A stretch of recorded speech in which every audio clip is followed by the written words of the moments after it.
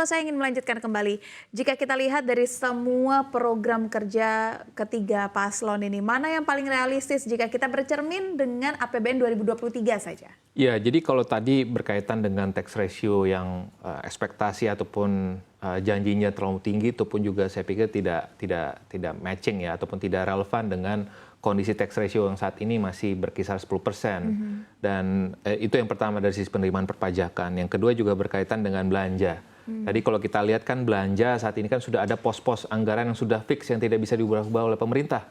Yang itu sudah sesuai dengan undang-undang APBN ya, terkait dengan pendidikan, kesehatan ya. Jadi memang ruang untuk, dan ditambah lagi juga kita tahu bahwa misalkan dalam beberapa tahun ke depan ini ada beban untuk pembayaran utang ya, akibat untuk penanggulangan dari pandemi itu sendiri. Jadi oleh sebab itu dalam beberapa tahun ke depan pun juga ruang dari pemerintah dalam hal ini belanja itu lebih terbatas ya, makin lebih terbatas ya, apalagi kita belum merasakan misalkan dampak real tadi misalkan dengan pembangunan infrastruktur yang ada saat ini ya. Jadi memang kalau kita bicara pembangunan ataupun belanja tadi ya, tentunya kita harus memilah mana yang efeknya bisa kita rasakan dalam jangka pendek ataupun mana tadi yang kita expect ataupun kita harapkan ini akan baru kelihatan dalam jangka panjang. Jangan semuanya kalau kita lihat belanja itu yang dampaknya baru kita rasakan jangka panjang, karena dampaknya kita butuh jangka pendek juga ya. Di tengah kondisi global yang tidak menentu, kita butuh pendorong ataupun penopang dari sisi konsumsi rumah tangga kita gitu ya, yang memang menjadi andalan gitu. Jadi saya memang tidak bisa menyampaikan satu persatu tadi Pak Peter sudah sampaikan juga bahwa ada anggaran untuk makan dan minum susu gratis, dan juga tadi misalkan ada anggaran desa, pembentukan kota baru ya. Itu kan mungkin hampir sama juga ya dengan pembentukan IKN, dengan menciptakan 10 kota baru dengan anggaran yang sama, berarti kan tidak ada perubahan di sana. Lalu juga tadi misalkan dengan produktivitas atau efektivitas dari belanja untuk untuk makan gratis dan juga minum susu gratis pun juga kita perlu, karena memang semua ini ada beberapa yang program baru ya. Memang tadi perlu kita, kalau dari ekonom bahasanya, perlu kita simulasikan gitu ya. Apakah dampak dari kebijakan belanja ini bisa menerap ekonomi ya? Karena memang sesuatu yang belum ada sebelumnya gitu ya. Jadi memang ini tidak bisa kita buktikan dalam sementara ini. Tapi yang terpenting tadi adalah poinnya adalah kita perlu menakar mana belanja yang kita perlukan dalam jangka pendek ataupun belanja yang memang kita harus dorong prioritas kan. Kita perlu seperti perusahaan ataupun rumah tangga pun kita dalam hal menentukan belanja tiap tahunnya kita perlu memikirkan mana yang harus didahulukan, mana yang harus kita tahan dulu gitu ya. Jadi itulah saya pikir, sehingga tadi pada saat kita mengukur belanja mana yang memang produktif, belanja mana yang memang bisa kita rasakan prioritas tadi, tentunya saya pun juga sendiri dengan sendiri akan mendukung itu. Jadi apapun belanja yang produktif dan prioritasnya yang paling tinggi, itu saya pikir yang bisa menggerakkan perekonomian dan pada akhirnya tadi dampaknya pada penerimaan pun juga optimal, itu saya pikir akan kita dukung. Pak Peter, yang seperti yang disampaikan tadi Pak, program ini semua keluar seiring juga dengan mereka memiliki program-program penerimaan yang juga ditingkatkan. Beberapa diantaranya memutuskan untuk membangun badan penerimaan negara seperti paslon 1 dan juga paslon 2. Lalu ada juga di paslon 3 ini memperbaiki penegakan hukum dalam rangka antisipasi korupsi dan segala macam agar penerimaan negara juga meningkat. Tapi dari pos mana lagi Pak kita bisa meningkatkan penerimaan kita? Katakanlah kalau dari pajak. Kalau pajak sendiri aja, pajak hiburan yang naik 40% aja ini udah bikin huru-hara gitu ya Pak ya.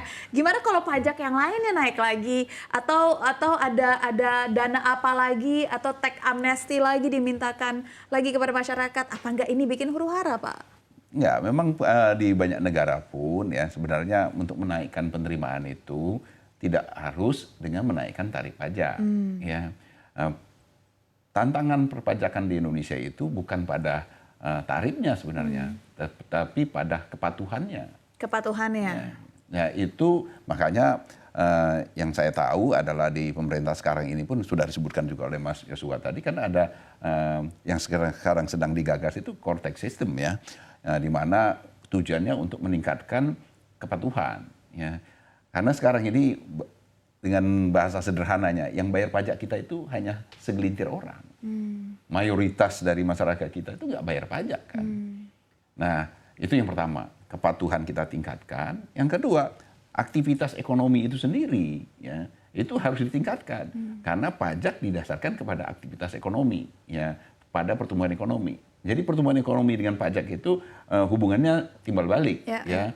Pajak sendiri akan berpengaruh pada pertumbuhan ekonomi akan juga mendorong penerimaan pajak. Jadi hubungan timbal balik antara pajak dengan pertumbuhan ekonomi inilah yang harus dipahami. Sehingga dengan kepatuhan yang lebih baik, dengan peningkatan pertumbuhan ekonomi, itu kita bisa berharap penerimaan pajak kita akan menjadi lebih baik. Nah, itu yang seharusnya menjadi konsep di dalam kita mendorong penerimaan pajak. Oke, berarti utamanya adalah kepatuhan dalam penerimaan pajak. Iya, dan kemudian yang kedua adalah basis dari perhitungan penerimaan pajak itu sendiri, yaitu aktivitas ekonomi, penciptaan nilai tambah itu sendiri. Karena kan pajak kita yang paling utama kan PPN, pajak pertimbangan nilai kan, atau value added. Nah, sepanjang value added-nya kalau kita tidak ciptakan, pajaknya nggak tercipta. Ya, dan pertambahan nilai ini sebenarnya adalah dalam bahasa yang sehari-hari kita dengarkan adalah pertumbuhan ekonomi. Ya, pertumbuhan ekonomi kan adalah pertambahan nilai. Ya, betul. Ya, jadi agak aneh kalau ada paslon yang menargetkan pertambahan penerimaan pajak, sementara di sisi lain dia tidak menargetkan pertumbuhan ekonomi yang cukup. Karena ini kan dua hal yang sama sebenarnya. Nggak bisa terpisahkan, betul. Nggak bisa dipisahkan. Jadi kalau kita ingin mendapatkan penerimaan yang besar, pertumbuhan ekonomi harus didorong sebesar mungkin.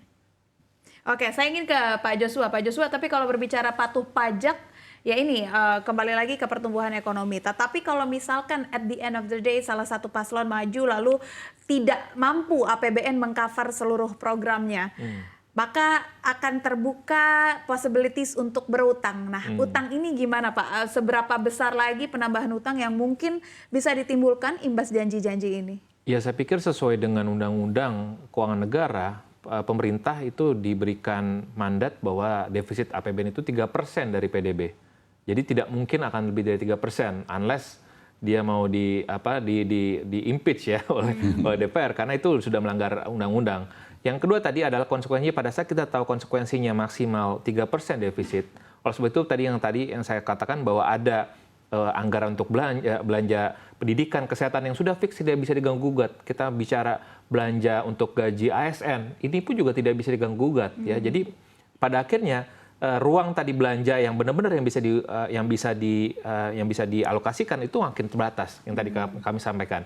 Sehingga tadi program-program tadi kalau memang anggarannya sangat fantastis tentu tidak akan terpenuhi ataupun tadi dia tidak akan jalan program itu. Jadi memang kembali lagi kita harus mengukur bagaimana batas defisit yang memang yang bisa dialokasikan oleh pemerintah, dan tadi dengan ruang belanja yang makin terbatas, pos-pos anggarannya makin lebih terbatas.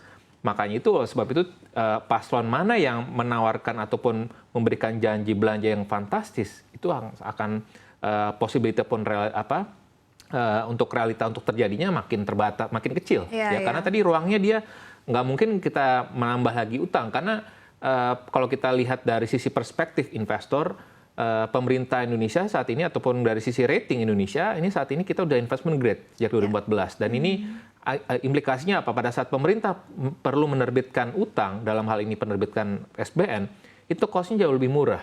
Karena kita sudah investment grade.